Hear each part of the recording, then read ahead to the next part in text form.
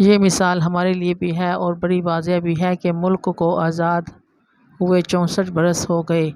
ایک طرح سے پوری صدی بر صغیر میں مسلمانوں کے متعلق العنان حکومتیں تھیں۔ بادشاہ تھے جو چیز چاہتا تھا کرتے تھے، لیکن اس کے باوجود عظیم سلطنت اور بڑی بادشاہت کے باوجود علماء حق کا درجہ بادشاہ سے زیادہ ہوتا تھا اور معاملات علماء کے مشورے سے اور دین کے مطابق طے ہوتے تھے۔ غلطیاں بھی ہوئی ہوں گی، کوتاہیاں بھی ہوئی ہوں گی، لیکن دین کے معاملات سے الگ نہیں کیا جاتا تھا۔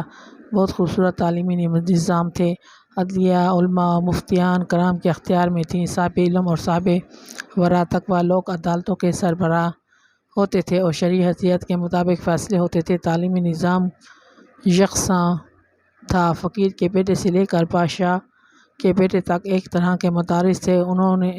انہی سے جرنیل بھی آتے تھے، انہی سے طبیب بھی آتے تھے، انہی میں سے علماء بھی نکل کر آتے تھے، انہی سے ہر شعبے کے ماہرین بھی آتے تھے، انہی میں سے مورخ اور طبیعیات کے ماہرین بھی آتے تھے، اور وہ مدرسے سے یونیورسٹیاں تھیں، جامعات تھیں، اور تعلیمی نظام ایسا تھا کہ ہر مدرسہ خود کفیل تھا۔ بادشاہ نے وقت نے بڑی بڑی جاگیریں مدرسوں کو دے رکھی تھیں۔ ان کی آمدنی سے مدارس طالب علموں کو کتابیں، لباس مفت فراہم کرتے تھے، بچوں کو خوراک بھی مفت دیتے تھے، اساتذہ کو تنخواہ بھی دیتے تھے۔